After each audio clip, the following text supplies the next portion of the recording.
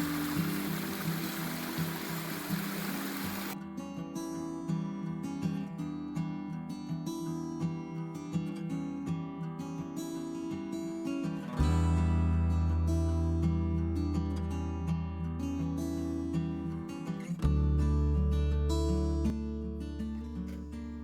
another day of sewing. I have to get this quilt in the mail or it won't get there in time for the shower. So this morning I'm going to do a little bit of machine quilting. I've got the sandwich together. She says as she eats her toast. I've got it all pinned. Had to piece together the batting a little bit, as we sometimes do, and I'll show you how it's coming along. Now, I am looking at an old log cabin pillow I did where I really followed Kate Jackson because I was just learning, and I did the machine quilting correctly because I've struggled with that recently. Getting started in the right spot and just knowing how to do it. So I'm going to do it more carefully this time.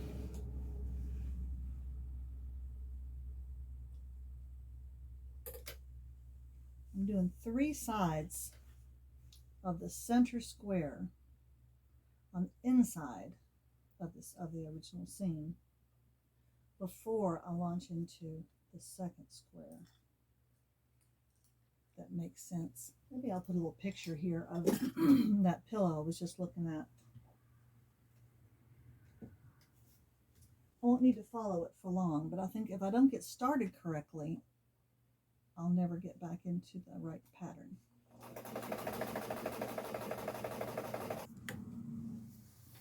I've done my first little seam. Boy, these pins are everywhere. Sorry about that bump. So I've done this one. My second little square is this one. It's kind of strange. It's very small. Let me get my petal closer to me.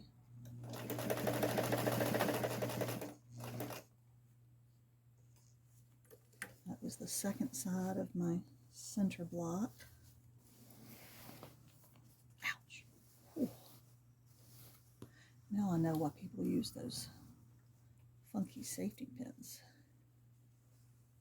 I don't have those. Okay, and then on this third one, I'm going to go over into the second block down to its bottom edge. All right, now I think I've got the pattern down.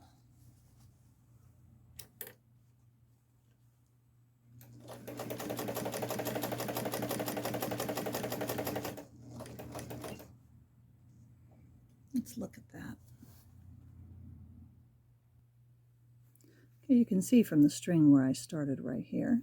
Boom, boom, boom. And on the third one, I went over into that blue square, and then I turn my corner and I'm coming down. And every time I'll go into the next square and stop before I get to the edge here and make a turn. And then this time I'll go bloop, bloop, bloop, bloop, bloop, and down to here.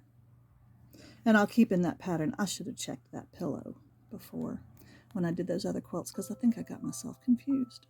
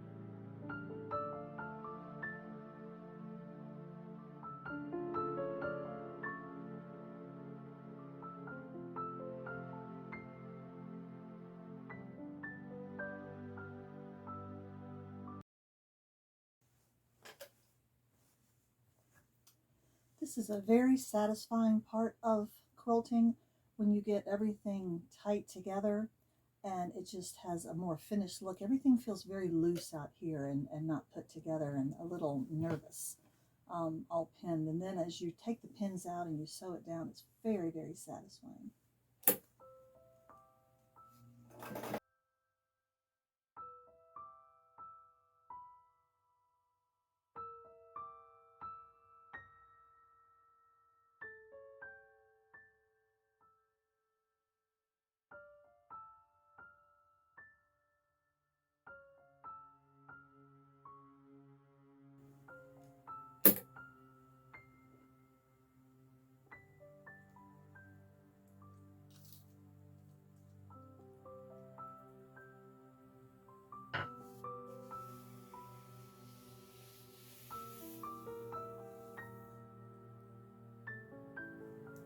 One thing I like about the log cabin quilt, and I'm a beginning quilter and scared of fancy quilting, but what I like about it is that the quilting part, the machine quilting, starts in the center.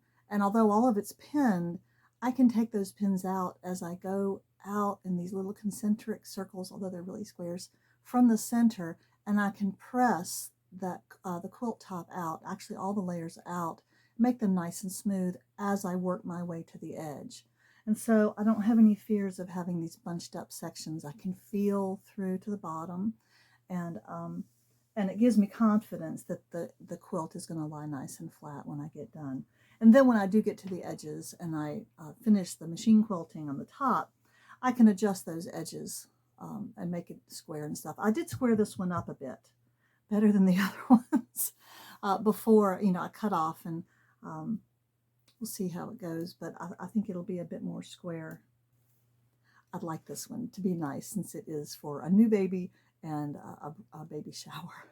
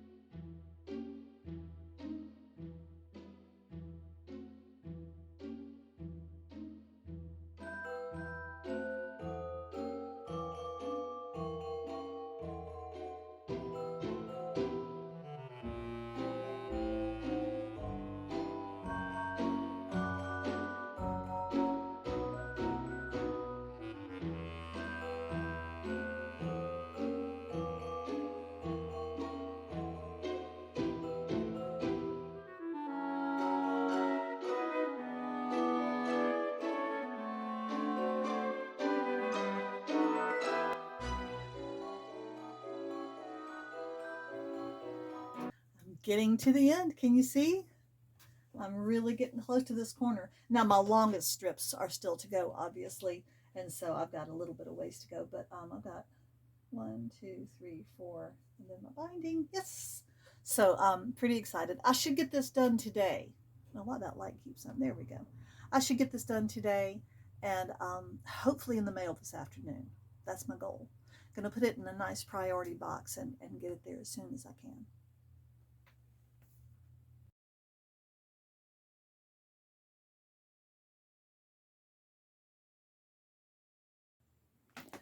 Well, here it is. I've done all of the machine quilting. Now I just have the binding to do. And as I've done before, I'm going to just wrap this, fold this around twice, and then run a seam around it. So I think that that'll work fine. I'm real fond of it. It's interesting when it's done, you can see the things that pop out at you. The anchors really pop out to me. I think the blue and the green do well, and I like the little pops of color. The blue is because he's a little boy, and there's lots of sea stuff in here. They live in the mountains of West Virginia.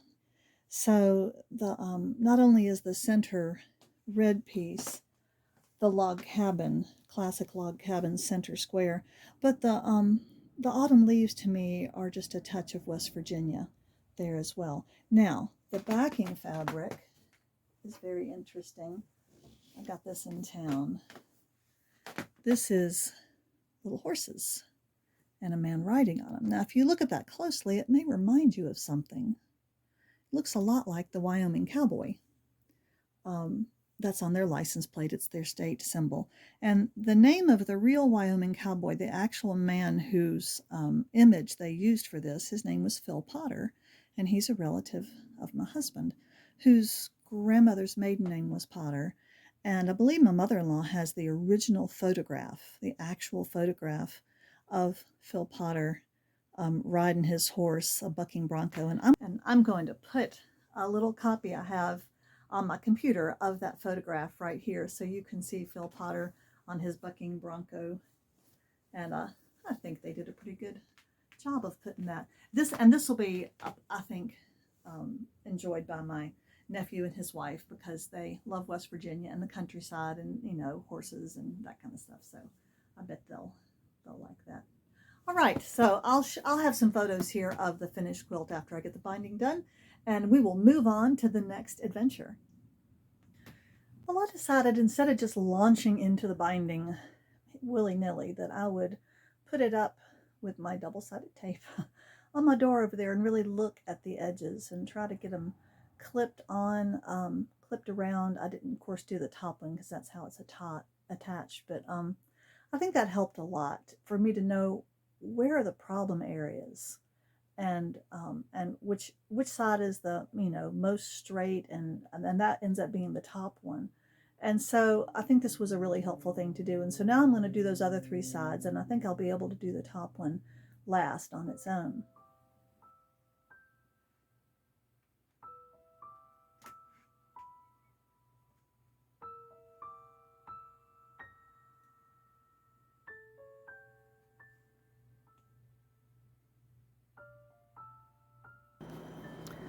I folded it up and put it in this little bag. We are not looking at the binding because I am rubbish at binding, as my British friends would say. And it's probably the ugliest part of the quilt. I do like that backing, don't you? Well, it's in a little bag. I'm really deciding whether I want to ship it up there or just go ahead and make a trip to West Virginia to see my mother and go to the shower and drive back really late that night. We'll just have to see what I decide to do. Anyway, I'm glad to have finished it. Cute little cowboys. So the quilt is done, and now I'm going to turn my mind to some shirts that I picked up at the thrift store. Wait, I need glasses. Hang on, let me find my glasses. Okay, I am forever picking up shirts at the thrift store. You know, I didn't necessarily like this one, but I wore it the other day and I really like it a lot. I like that front stuff. But one thing it has I don't like, it has a little 3/4 length sleeves. It's very light fabric, but it has these things. I hate these things. Now, some of you love these, that's fine. That is just not my style. So the first thing I'm going to do, if I can find my seam ripper. In England, apparently they call this an unpicker, which is cute. We call it a seam ripper, but I do like unpicker. So I'm going to take these little buttons off, and then I'm just going to cut those bands on the inside. And these are all casual shirts, so it doesn't matter if I just cut things on the inside. They're thrift store shirts, and they will slowly be worn to death until they become farm shirts. Okay, there's one button. Okay, where's my nice scissors? And then I'm just going to do this. All right. So, get a little bit. Yeah, and there's still a little square here on the outside. I don't really care about that. I'm never ever going to wear the sleeves rolled up like that because I just don't like it. Same reason I don't like pockets on the chest of shirts. Some people love that. It's not my thing. Okay, I'm going to do that. Let me look at the rest of these shirts. Now this is an interesting one. It's almost too big. Actually, what size is this? It's a 1X from New Directions. It's just the neck opening is very large, but it's pretty. Now it has these kind of sleeves, and I can't decide if I want to leave them or not. I do think I might have to stop wearing it because it's just so big around the neck. I'm glad to say, slowly losing weight because I'm doing intermittent fasting. Been doing it for about almost 11 months. And it's working really well. You just have to stick with it, get used to it. Okay, now this shirt I like a lot, but it has long sleeves, which I don't really like much, and it also has these little pleated things here. I don't like that either, so I'm just going to cut these sleeves off somewhere around a 3/4 or elbow length. Where is the shoulder? Oh, I see. This is also New Directions extra large. I think one woman took a bunch of these into the thrift store, and because they're kind of similar. The 4th shirt I don't know about, but I think I like this one a lot better when the sleeves are shorter. Even in the winter, I don't know, I don't really want poofy. I don't like poofy. That's pretty poofy. So I'm going to line up these sleeves, shake it out, lay them down, and I'm going to cut it pretty close to those pleats. Ooh, nearly got myself. I'm cutting this in my lap, hoping I don't cut my skirt.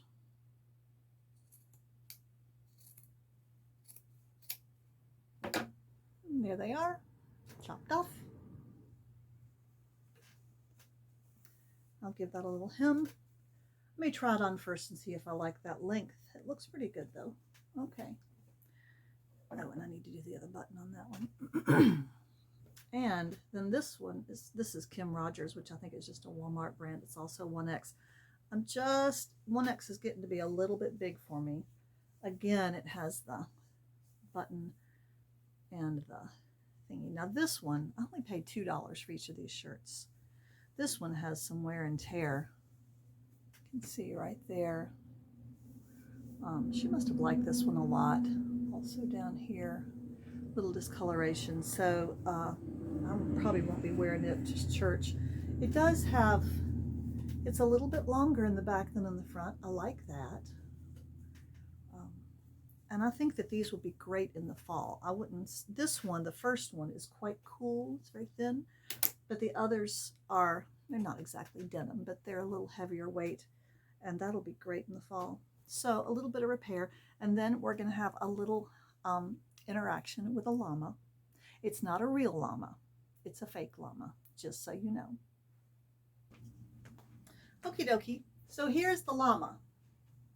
It's a little blanket, and I bought it yesterday in town when I went at a cute little store called Small Batch. And they have sale items in the back, and I love to shop on their sale rack. This cute little blanket was $6. Can you believe it? And I don't need another blanket, and I don't need another throw. However, I was in the bathroom the other day and looking around and realized that I haven't decorated the walls in my bathroom like I have the rest of the house. One little picture was obscured above a shelf by some boxes, and then there's really almost nothing else on the walls. And there's a big open wall. And I haven't put things in there because framed art, watercolors would not do well in a steamy bathroom. However, a blanket like that will probably do pretty well in a bathroom. And the other thing I noticed, I want on my glasses, but you can see this. The little tag on it was attached with this. So I took the tag off. You recognize that?